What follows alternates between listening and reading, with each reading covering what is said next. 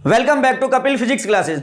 बच्चों, आज की इस वीडियो में हम क्लास 11th के लिए एक न्यू टॉपिक स्टार्ट करेंगे जिसका अपना नाम है ग्रेविटेशनल पोटेंशियल एनर्जी। बेटा बेहद इंपॉर्टेंट टॉपिक है, बड़े ध्यान से आपको देखना है। आइए शुरू करते हैं। मान लीजिए कि यह है हमारे पास में एक बॉडी जिसका अपना मास है कैपिटल M। अब जैसा कि मैंने आपको लास्ट लेक्चर में बताया था कि हर एक बॉडी के चारों तरफ उसका अपना होता है बच्चों सर्टेन ग्रेविटेशनल फील्ड।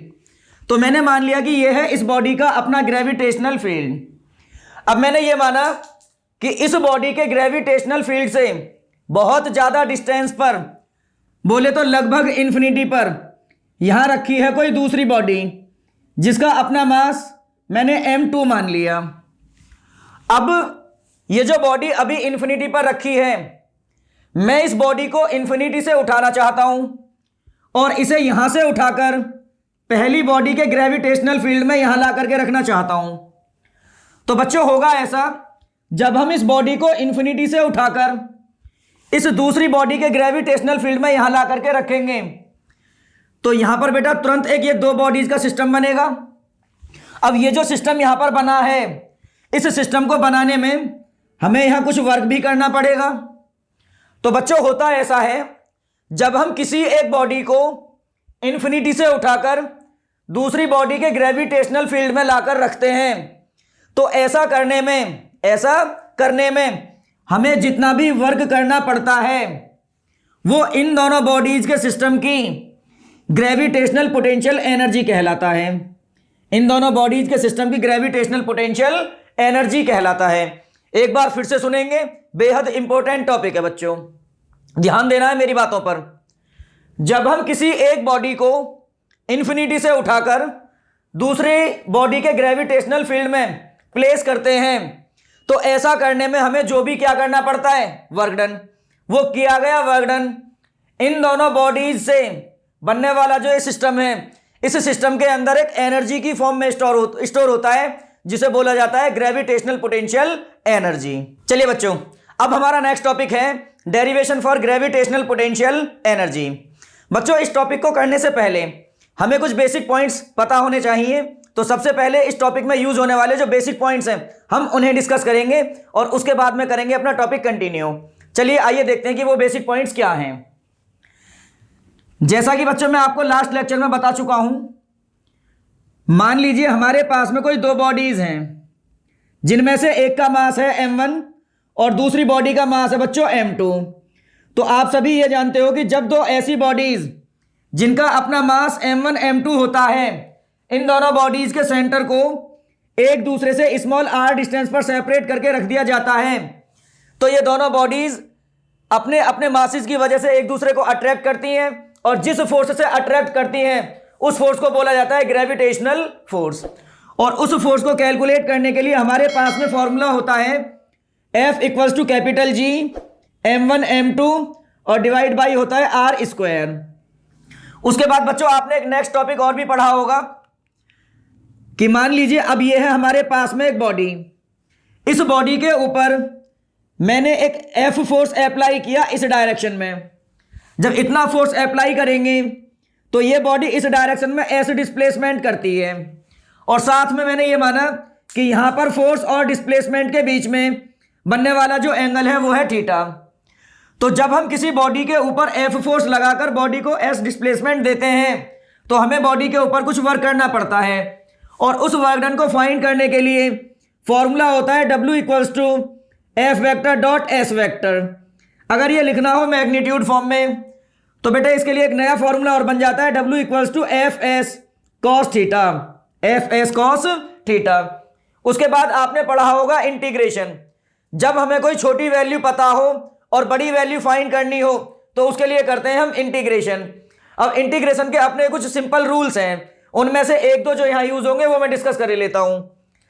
तो इंटीग्रेशन का बच्चों पहला रूल होता है कि यदि इंटीग्रेशन का साइन और साथ में लिखा हो dx तो dx का जो इंटीग्रेशन है वो होता है x। कितना होता है? x। फिर इसका आपने एक रूल और भी पढ़ा होगा कि यदि इंटीग्रेशन का साइन और साथ में लिख दिया जाए x to the power n dx तो इसका जो इंटीग्रेशन होता है वो होता है x to the power n +1 divide by n+1। तो ये कुछ बेसिक बातें हैं जो हमें टॉपिक में यूज भी करनी है। चलिए बच्चों, अब अपने टॉपिक को कंटिन्यू करते हैं। हमारा मकसद है ग्रेविटेशनल पोटेंशियल एनर्जी के लिए डेरिवेशन करना। तो मैंने ये माना बच्चों कि मान लीजिए हमारे पास में ये एक बॉडी है जिसका अपना मास है m1। कितना है बच्चों? m1। अब इस बॉडी का यहां पर अपना ग्रेविटेशनल फील्ड भी होगा। तो मैंने क्या काम किया, इसी बॉडी के ग्रेविटेशनल फील्ड में एक पॉइंट मार्क किया P, और मैंने साथ के साथ ये भी मान लिया कि ये जो पॉइंट है ये बॉडी के सेंटर से स्मॉल r डिस्टेंस पर मार्क किया गया है। और इस पॉइंट P की खास बात है कि इस पॉइंट पर ग्रेविटेशनल पोटेंशियल एनर्जी की वैल्यू कितनी होगी वो मुझे फाइंड करनी है। तो जैसा कि मैंने अभी कुछ टाइम पहले ही डिफाइन किया कि यदि आप इस पॉइंट पर ग्रेविटेशनल पोटेंशियल एनर्जी फाइंड करना चाहते हो तो उसके लिए सबसे पहले आपको जाना पड़ेगा इन्फिनिटी पर। कहां जाना पड़ेगा बच्चों? इन्फिनिटी पर। अब मान लीजिए कि इन्फिनिटी पर यहां रखी है कोई दूसरी बॉडी जिसका अपना मास है m2। तो क्योंकि हमारा मकसद है पॉइंट P पर ग्रेविटेशनल पोटेंशियल एनर्जी के लिए डेरिवेशन करना, तो सबसे पहले हमें क्या करना पड़ेगा, इस बॉडी को जिसका मास है अपना m2, इसे इन्फिनिटी से उठाकर पॉइंट P पर ला करके रखना पड़ेगा। जब इसे यहां से उठाकर यहां रखेंगे तो जितना भी हमें वर्क करना पड़ेगा ना, वही वर्क डन यहां पर किसके बराबर होगा? ग्रेविटेशनल पोटेंशियल एनर्जी के।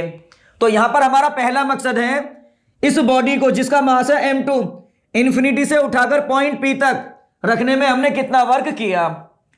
तो अब होगा ऐसा, जब हम इस बॉडी को जिसका मास है m2 इन्फिनिटी से उठाकर P की तरफ लेकर आएंगे तो बीच के किसी टाइम स्टैंड पर मान लीजिए हम इस पॉइंट पर पहुंचे थे और इस पॉइंट को मैंने नाम दिया बेटा क्या?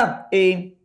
जब हम इस बॉडी m2 को इन्फिनिटी से उठाकर P की तरफ ला रहे थे तो बीच के किसी टाइम स्टैंड पर मान लीजिए हम आ गए कौन से पॉइंट पर? A पर। जब हम पॉइंट A पर पहुंचे थे तो मैंने लेट किया कि ये पॉइंट A इस बॉडी के सेंटर से x डिस्टेंस पर है बच्चों। कितने डिस्टेंस पर है? x। तो जैसे ही ये बॉडी पॉइंट A पर पहुंचेगी तो तुरंत क्या कंडीशन बनेगी? एक बॉडी ये रही, दूसरी ये रही, दोनों के बीच का हमें सेपरेशन पता है, तो ये कंडीशन यहां सेटिस्फाई होगी। तो जैसे ही ये बॉडी पॉइंट A पर आएगी तो ये पहले वाली बॉडी तुरंत इस बॉडी के ऊपर एक ग्रेविटेशनल फोर्स लगाकर अपनी तरफ क्या करेगी? अट्रैक्ट। तो पहले मैं लिखना चाहता हूं कि जो ग्रेविटेशनल फोर्स इस बॉडी पर एक्ट कर रहा है वो आखिर होगा कितना। तो मैंने लिखा कि gravitational force acting on body of mass कितना बच्चों? m2 एट कौन से पॉइंट पर? A पर। एट कौन से पॉइंट पर बच्चों? A पर। तो उस फॉर्मूले के अकॉर्डिंग यहां जो लगने वाला फोर्स है वो मैंने F माना। पहले आता है कैपिटल G, फिर आता है पहली बॉडी का मास, और यहां पर पहली बॉडी का मास कितना है? m1। फिर आता है दूसरी बॉडी का मास जो कि कितना है? m2, और डिवाइड में आता है दोनों बॉडीज के बीच का जो सेपरेशन है उसका स्क्वायर। तो डिवाइड बाई हो जाएगा x स्क्वायर। तो कहने का मतलब ये हुआ कि जब ये बॉडी पॉइंट A पर पहुंचेगी तो इस बॉडी पर इतना फोर्स लग रहा होगा। अब मैंने क्या काम किया, इतना फोर्स लगाकर इस बॉडी को स्मॉल डिस्प्लेसमेंट दिया और पॉइंट B तक पहुंचा दिया। तो जब इस बॉडी को हम पॉइंट A से पॉइंट B तक ये स्मॉल डिस्प्लेसमेंट देंगे, और ये जो स्मॉल डिस्प्लेसमेंट मैंने दिया है वो मान लिया है dx, तो इस स्मॉल डिस्प्लेसमेंट को देने में हमें वर्क भी बहुत स्मॉल करना पड़ेगा। पहले हम वो स्मॉल वर्क डन निकाले लेते हैं और उसे कर देंगे इंटीग्रेट, तो हमें मिल जाएगा total amount of work done. तो अब होगा ऐसा, आप ध्यान से देखेंगे कि जब ये बॉडी पॉइंट A पर है, जब ये m2 मास की बॉडी पॉइंट A पर है तो इस पर फोर्स लग रहा है इस डायरेक्शन में, और इसी डायरेक्शन में हम बॉडी को क्या दे रहे हैं? Displacement dx। तो दोनों वेक्टर्स के बीच में बनने वाला एंगल थीटा यहां पर कितने डिग्री होगा? 0 डिग्री। कितने डिग्री होगा बच्चों? 0 डिग्री। तो मैंने अब ये बात साफ साफ लिखी कि small amount of work done, small amount of work done जो होगा A से B का, वर्क डन का फॉर्मूला होता है Fs cos थीटा, लेकिन यहां पर वर्क डन बहुत स्मॉल है तो स्मॉल के लिए लिखेंगे हम dw। आएगा बेटा Fs cos थीटा। तो यहां पर फोर्स जो लगा है वो F है, वहां डिस्प्लेसमेंट S है, लेकिन यहां कितना है dx, तो F dx और बन जाएगा cos थीटा, और थीटा कितना है यहां पर 0 डिग्री, तो हो जाएगा Fs cos 0। अब क्योंकि मैंने F फाइंड कर लिया है तो इस F की वैल्यू को यहां से उठाकर हम यहां प्लेस करेंगे, तो जो यहां पर बेटा dw आएगा निकल कर F की वैल्यू पुट करेंगे तो ये बन जाएगा capital G m1 m2 divide by x square, और साथ में आएगा ये dx और cos 0 हो जाएगा 1। तो ये हो गया small amount of work done, small amount of work done, मतलब इस बॉडी को ए से बी तक ले जाने में हमें इतना वर्क करना पड़ेगा, लेकिन हमें टोटल वर्क डन चाहिए इन्फिनिटी टू कहां का, पी का। तो अब बड़े ध्यान से सुनेंगे, तो मैंने इस बात को लिखा कि देयरफॉर जो total amount of work done होगा, total amount of work done होगा वो मैंने W से रिप्रेजेंट किया, और वो मुझे तब मिलेगा जब छोटे वाले वर्क डन को हम क्या करेंगे, इंटीग्रेट। तो इसकी वैल्यू आएगी बेटा कितनी, G m1 m2 और डिवाइड बाई कितना एक्स स्क्वायर, और साथ में आ जाएगा ये dx। अब आपको पता है हम इंटीग्रेशन उसी चीज का करते हैं जो वेरी करती है, और वेरी है यहां पर कौन, ये डिस्प्लेसमेंट dx, ये वाला। अब आप एक बात बताइए, जहां से हम चले हैं वो पॉइंट कौन सा था हमारा, इंफिनिटी, लेकिन ये पॉइंट इंफिनिटी इस बॉडी के रेस्पेक्ट में है, तो हम चले हैं इंफिनिटी से, तो हमारे चलने की जो इनिशियल लिमिट है वो तो हो गई इंफिनिटी, रुकेंगे कौन से पॉइंट पर, पी पर। अब ये पॉइंट पी यहां से इस बॉडी के रेस्पेक्ट में कितने डिस्टेंस पर है, आर, तो फाइनल लिमिट हो गई हमारी कितनी, आर। अब आपको पता है जो इस टर्म में कांस्टेंट है उसे तो इंटीग्रेशन के बाहर लाएंगे, तो ये बन जाएगा कितना, G m1 m2, तो आ जाएगा इंटीग्रेशन से बाहर, और ये इन्फिनिटी टू आर बन जाएगी लिमिट। अब यहां बचेगा 1 बाई एक्स स्क्वायर, जिसे मैं लिख सकता हूं x की पावर -2, और साथ में आ जाएगा dx, साथ में आएगा dx। अब इसका इंटीग्रेशन करेंगे हम इस रूल से, इस रूल के बेसिस पर जब हम इसका इंटीग्रेशन करेंगे तो ये बन जाएगा बच्चों W इक्वल्स टू ये G m1 m2 तो बाहर रहेगा ही रहेगा, G m1 m2, और जब इसका इंटीग्रेशन करेंगे तो ये आएगा स्क्वायर ब्रैकेट, यहां पर है x की पावर -2, तो ये बन जाएगा x की पावर -2 + 1 डिवाइड बाई -2 + 1, और इंटीग्रेशन का साइन और ये dx हट जाएगा, और ये जो लिमिट है इन्फिनिटी टू आर वो यहां पर एज इट इज आ जाएगी। अब और भी सॉल्व करना चाहो तो कर सकते हैं, G m1 m2 ये बन जाएगा x की पावर -1 और डिवाइड बाई आ जाएगा बच्चों -1, और इन्फिनिटी टू आर ये लिमिट एज इट इज रहेगी। अब हम क्या करेंगे, इस माइनस साइन को बाहर लिखे लेते हैं, तो ये बन जाएगा माइनस का G m1 m2, और यहां बचा है x की पावर -1, जिसे मैं लिख सकता हूं 1 बाई एक्स, और ये बन जाएगा इन्फिनिटी टू कितना, r। अब हम करेंगे क्या, यहां पर जो वेरिएबल है वो था x, पहले x को हटाकर इसकी जगह लिखी जाएगी अपर लिमिट, तो ये बन जाएगा माइनस का G m1 m2 ये बचेगा 1 बाई आर, माइनस का आएगा साइन, फिर इस x को हटाकर इसकी जगह लिखेंगे इन्फिनिटी, तो बनेगा बच्चों 1 बाई इंफिनिटी। और आप सभी जानते हो कि जो 1 बाई इंफिनिटी होता है वो होता है कितना, 0। तो यहां से जो total amount of work done आएगा वो बन जाएगा माइनस का G m1 m2 और डिवाइड बाई कितना, r। तो इसका मतलब ये हुआ कि जब इस बॉडी को जिसका मास m2 है बच्चों हम इंफिनिटी से उठाकर पॉइंट P पर प्लेस करेंगे तो हमें जो वर्क करना पड़ेगा ना वो टोटल वर्क डन इतना होगा। और आपको ये पता है जो ग्रेविटेशनल पोटेंशियल एनर्जी होती है वो किसके बराबर होती है, वर्क डन के। तो मैंने इस बात को यहां पर लिखा कि देयरफॉर जो ग्रेविटेशनल पोटेंशियल एनर्जी होगी, ग्रेविटेशनल पोटेंशियल एनर्जी होगी उसे हम U से रिप्रेजेंट करते हैं और वो W के बराबर होती है, और जिसका फॉर्मूला हमने कितना फाइंड किया, माइनस का G m1 m2 और डिवाइड बाई R। तो बेटा इस फॉर्मूले का यूज करके हम ग्रेविटेशनल पोटेंशियल एनर्जी की वैल्यू को फाइंड करते हैं। अब हम बात करेंगे कुछ न्यूमेरिकल्स की, चलिए बच्चों डिस्कस करते हैं अब कुछ बेसिक पॉइंट्स। और इन बेसिक पॉइंट्स के बाद में हम कंटिन्यू करेंगे न्यूमेरिकल्स से। चलिए, जैसा कि बेटा लास्ट लेक्चर में मैंने आपसे बताया था कि मान लीजिए ये हमारे पास में एक बॉडी है जिसका अपना मास है m, और इस बॉडी के सेंटर से मैंने स्मॉल r डिस्टेंस पर, कितने डिस्टेंस पर बच्चों, स्मॉल r डिस्टेंस पर यहां मार्क किया है एक पॉइंट P। तो होता ऐसा है, जब हम एक m मास की बॉडी से r डिस्टेंस पर एक पॉइंट P मार्क करते हैं तो ये ली गई बॉडी इस माने गई पॉइंट P पर एक ग्रेविटेशनल फील्ड इंटेंसिटी क्रिएट करती है बच्चों, जिसे हम I से तो रिप्रेजेंट करते हैं और कैलकुलेट करने का फॉर्मूला होता है Gm/r², Gm/r²। क्योंकि हमें यह भी पता है ग्रेविटेशनल फील्ड इंटेंसिटी एक वेक्टर क्वांटिटी है और इस बॉडी की वजह से पॉइंट P पर जो ग्रेविटेशनल फील्ड इंटेंसिटी की डायरेक्शन होगी वो टूवर्ड्स बॉडी होती है, इस तरीके से। फिर आपने एक पढ़ा है बच्चों parallelogram law of vector addition, बड़े ध्यान से आपको देखना है। मैंने माना कि ये मेरे पास में एक पॉइंट है और इस पॉइंट पर से दो वेक्टर, जिनमें से एक है ए वेक्टर और दूसरा है बी वेक्टर, कुछ इस तरीके से अप्लाई किए गए कि इनके बीच में बनने वाला एंगल थीटा है।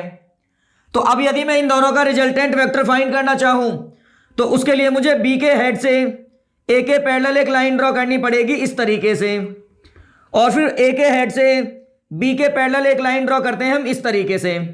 फिर जहां पर ये दोनों लाइन इंटरसेक्ट कर रही होती हैं वहां पर ड्रॉ किया जाता है बच्चों तीसरा वेक्टर ऐसे, और ये जो ड्रॉ किया गया थर्ड वेक्टर है ये इन दोनों का रिजल्टेंट होता है, जिसे किससे रिप्रेजेंट करते हैं, आर से। और इस आर को कैलकुलेट करने के लिए हमारे पास में फॉर्मूला होता है √a² + b² + 2ab cos theta, 2ab cos theta. चलिए बच्चों बात करेंगे क्वेश्चन की। क्वेश्चन आपके सामने है। अब इस क्वेश्चन में क्या कहा गया है मैं एक्सप्लेन करता हूं, बड़े ध्यान से आपको सुनना है और बेटा निगाहों को थाम कर बैठना, क्योंकि एक बेहद इंपॉर्टेंट क्वेश्चन है। क्वेश्चन में कहा गया है कि हमारे पास में यह है एक इक्विलेटरल ट्राइंगल जिसकी ईच साइड स्मॉल ए दे रखी है। अब हमने इस ट्राइंगल की वर्टिसेस पर 3 पार्टिकल प्लेस किए और इनमें हर एक पार्टिकल का मास स्मॉल m और स्मॉल m दे रखा है, और पूछा यह गया है कि ये तीनों पार्टिकल्स मिलजुल करके इस ट्राइंगल का जो सेंट्रॉइड पॉइंट होगा उस सेंट्रॉइड पॉइंट पर कितनी ग्रेविटेशनल फील्ड इंटेंसिटी क्रिएट करेंगे। वो ग्रेविटेशनल फील्ड इंटेंसिटी की वैल्यू आपसे पूछी गई है बच्चों। तो यहां पर हमारा सबसे पहला मकसद होता है इस ट्राइंगल का सेंट्रॉइड पॉइंट फाइंड करना। तो सबसे पहले हम ये देखेंगे कि ट्राइंगल का जो सेंट्रॉइड है वो कहां होगा। तो जैसा कि आप सभी जानते हो कि यदि हम ट्राइंगल के इन तीनों एंगल्स का परपेंडिकुलर बाइसेक्टर ड्रॉ कर दें तो ये तीनों परपेंडिकुलर बाइसेक्टर एक दूसरे को जिस पॉइंट पर भी इंटरसेक्ट करते हैं वो पॉइंट सेंट्रॉइड पॉइंट होता है। तो मैंने माना कि जो वो यहां पर बेटा पॉइंट है सेंट्रॉइड पॉइंट वो ये है पॉइंट P। तो अब हमारा मकसद है पॉइंट P पर ग्रेविटेशनल फील्ड इंटेंसिटी की वैल्यू को फाइंड करना। अब क्योंकि आप ये भी जानते हो कि जितना डिस्टेंस यहां से यहां तक का होगा उतना ही डिस्टेंस ये होगा और उतना ही ये वाला भी होगा, तो मैंने मान लिया कि ये है पॉइंट A, ये है पॉइंट B और ये है पॉइंट कितना C। तो मैं यहां पर कह सकता हूं बच्चों कि जो डिस्टेंस A से P तक का होगा, जो डिस्टेंस A से P का होगा वही डिस्टेंस B से P का भी होगा और उतना ही डिस्टेंस होगा C से कहां तक का, P का। और ये डिस्टेंस मैंने x लेट कर लिया थोड़ी देर के लिए। कितना लेट कर लिया बच्चों, x लेट कर लिया।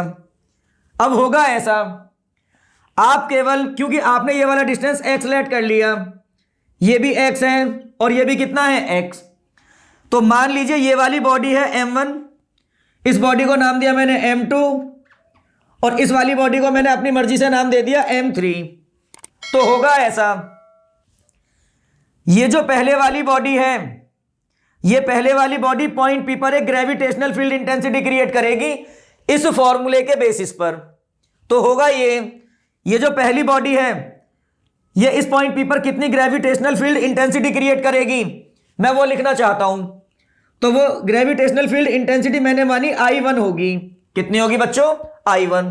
तो फॉर्मूले के अकॉर्डिंग पहले आएगा कैपिटल G, फिर आता है बॉडी का मास जो कि m है, डिवाइड में आता है बच्चों डिस्टेंस का स्क्वायर, और यहां पर यहां से यहां का डिस्टेंस कितना है x, तो डिवाइड में आएगा x स्क्वायर। तो पहली बॉडी जो ग्रेविटेशनल फील्ड इंटेंसिटी क्रिएट करेगी वो gm/x² इतनी होगी। दूसरी बात, इस बॉडी की वजह से जो पॉइंट P पर ग्रेविटेशनल फील्ड इंटेंसिटी मिलेगी वो बच्चों होगी इस डायरेक्शन में, और इसे मैंने नाम दिया है कितना, I1। उसी तरीके से ये जो बॉडी है जिसका मास है m2, ये भी इस पॉइंट पर एक ग्रेविटेशनल फील्ड इंटेंसिटी क्रिएट करेगी, क्योंकि बॉडी का मास भी सेम है, डिस्टेंस भी सेम है, तो जो ग्रेविटेशनल फील्ड इंटेंसिटी ये वाली बॉडी यहां क्रिएट करेगी वो भी एग्जैक्टली बच्चों इतनी ही होगी, और मैंने उसे क्या नाम दे दिया, I2। सिर्फ डिफरेंस कितना होगा कि इस बॉडी की जो वजह से यहां ग्रेविटेशनल फील्ड इंटेंसिटी होगी उसकी डायरेक्शन इधर होगी, तो सेकंड बॉडी की वजह से जो ग्रेविटेशनल फील्ड इंटेंसिटी मिलेगी उसकी डायरेक्शन होगी ये। बात करेंगे थर्ड बॉडी के लिए, तो जो ये तीसरी बॉडी है ये इस पॉइंट पर जो ग्रेविटेशनल फील्ड इंटेंसिटी क्रिएट करेगी वो भी एग्जैक्टली इतनी ही होगी, एग्जैक्टली इतनी ही होगी, क्योंकि मास भी सेम है, डिस्टेंस भी सेम है। तो बेटा जो I3 होगी इस बॉडी की ग्रेविटेशनल फील्ड इंटेंसिटी वो भी इतनी होगी। बस इसकी जो डिफरेंस, इसमें जो डिफरेंस होगा वो ये होगा कि इस बॉडी की वजह से जो ग्रेविटेशनल फील्ड इंटेंसिटी की डायरेक्शन होगी वो अपवर्ड होगी I3 इस तरीके से। तो मैंने देखा कि जो पॉइंट P है उस पर मुझे ग्रेविटेशनल फील्ड इंटेंसिटी के लिए 3 डायरेक्शन मिली, लेकिन मेरा मकसद है यहां पर पॉइंट P पर net gravitational field intensity find करना। अब करेंगे कैसे, बड़े ध्यान से आपको सुनना है। आप मेरे कहने से इस ट्राइंगल की जो ये बाउंड्री लाइन है, बेस लाइन है, इसके पैरेलल एक लाइन ड्रॉ कीजिए यहां से इस तरीके से। अब क्योंकि ये वाली लाइन इसके पैरेलल है और ये बन गई ट्रांसवर्सल, तो जितना एंगल ये होगा उतना ही एंगल डेफिनेटली ये होगा, क्योंकि ट्राइंगल दे रखा है इक्विलेटरल, तो ये वाला एंगल 60 और ये है परपेंडिकुलर बाइसेक्टर, तो ये एंगल 30 डिग्री होगा, तो ये भी कितने डिग्री होगा, 30 डिग्री। सेम वे ये लाइन और ये लाइन पैरेलल, ये हो गई ट्रांसवर्सल। अगर ये एंगल यहां पर 30 डिग्री है तो ये भी कितना होगा, 30 डिग्री। अब ये टोटल एंगल होता है 180 डिग्री, इसे आप कट कर दोगे तो ये वाला अंदर वाला जो एंगल होगा वो होगा बच्चों 120 डिग्री। कितना होगा, 120 डिग्री। तो अब मुझे यहां पर I1 पता है, I2 पता है, दोनों के बीच का पता है एंगल। तो पहले मैं इन दोनों इंटेंसिटीज का रिजल्टेंट निकाल लूंगा इस फॉर्मूले के बेसिस पर। तो हम यहां पर लिखेंगे पहले कि रिजल्टेंट ऑफ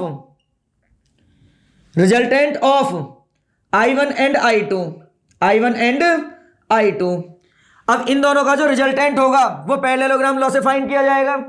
तो उसके अकॉर्डिंग इसके हेड से एक लाइन ऐसे ड्रॉ करेंगे और इसके हेड से एक लाइन इसके पैरेलल ड्रॉ करेंगे, तो यहां पर आएगा रिजल्टेंट इन दोनों का, और इन दोनों इंटेंसिटीज का जो रिजल्टेंट मुझे मिला वो मैंने I' माना।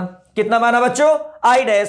तो फॉर्मूले के अकॉर्डिंग यहां पर रिजल्टेंट R है, और लेकिन हमने वो यहां पर कितना माना है, I'। तो ये बन जाएगा I' equals to under root में ये हो जाएगा वहां पर AB और यहां बेटा I1 I2। तो फॉर्मूला बनेगा I1 square plus I2 square plus 2I1 I2 cos theta, और थीटा है बेटा यहां पर कितना, 120 डिग्री। अब आप मेरे कहने से I1 को I1 रहने दो, लेकिन आपको पता है I2 किसके बराबर है, I1 के। तो ये हो जाएगा प्लस में I1 square plus 2 into I1 को I1 रहने दो और I2 किसके बराबर है, I1 के, और cos 120 हो जाएगा माइनस का 1 बाई कितना 2, इससे ये कैंसिल। तो ये हो जाएगा अंडर रूट में I1 स्क्वायर और I1 स्क्वायर 2I1 स्क्वायर, और ये हो जाएगा प्लस माइनस किसमें, माइनस में, और ये हो जाएगा I1 स्क्वायर।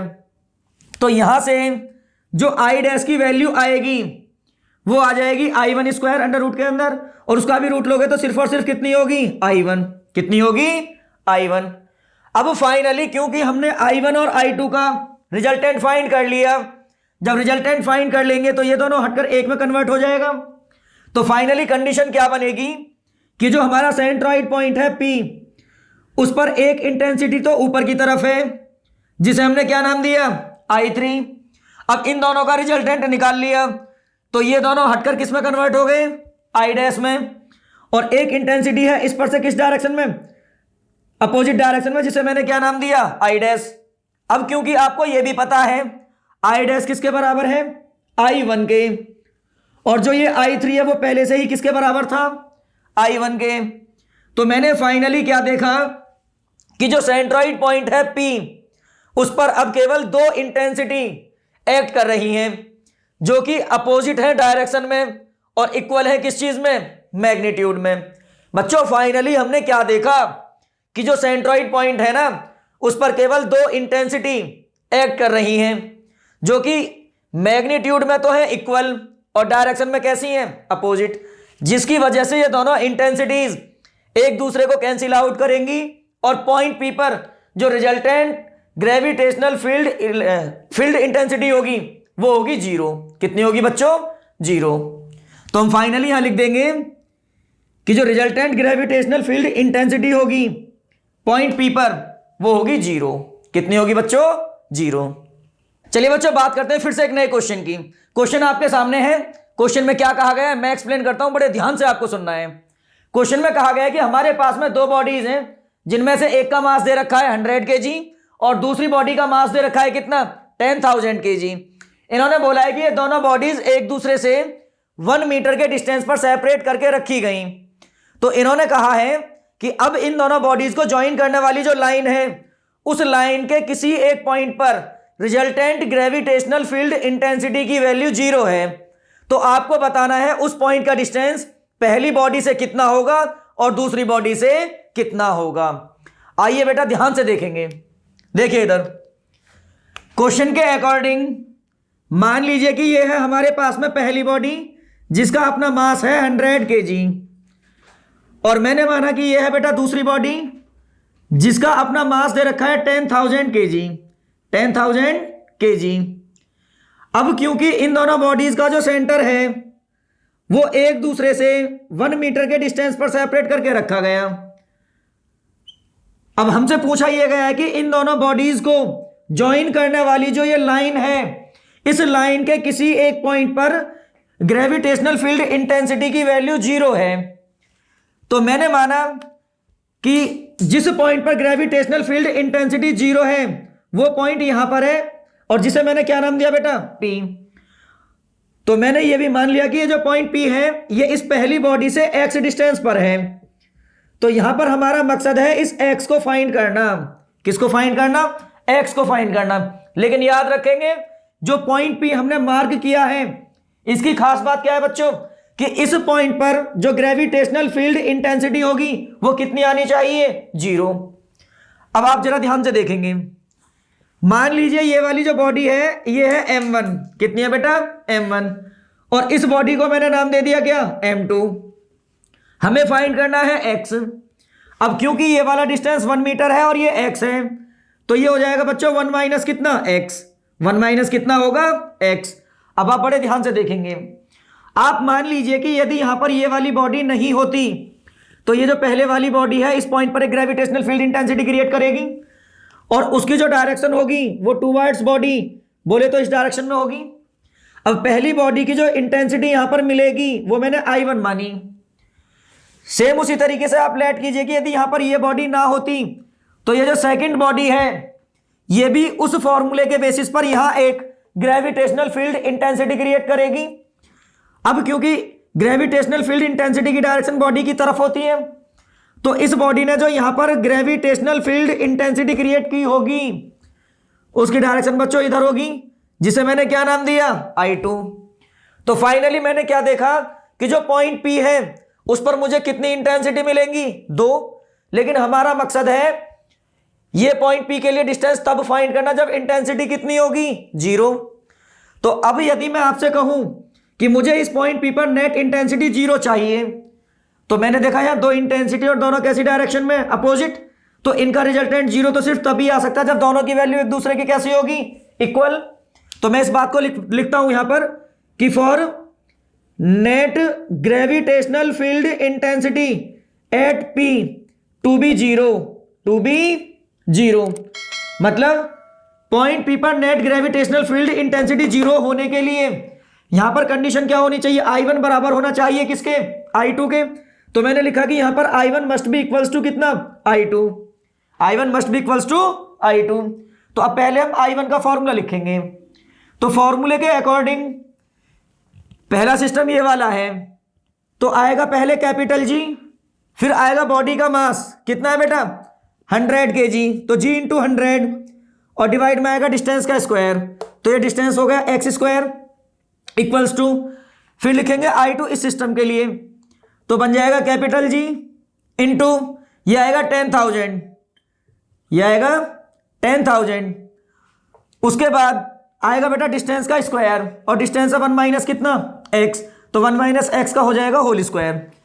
इससे ये कैंसिल, g से g कैंसिल, तो बचेगा क्या बच्चों यहां बचेगा 1/x स्क्वायर और इक्वल्स टू बचेगा 100/100 बाई ये बचेगा 1 माइनस एक्स का होल स्क्वायर, 1 माइनस एक्स का होल स्क्वायर। अब यदि आप इसे सॉल्व करना चाहते हो तो आप मेरे कहने से यहां से बेटा इसका ले लीजिए दोनों तरफ से स्क्वायर रूट।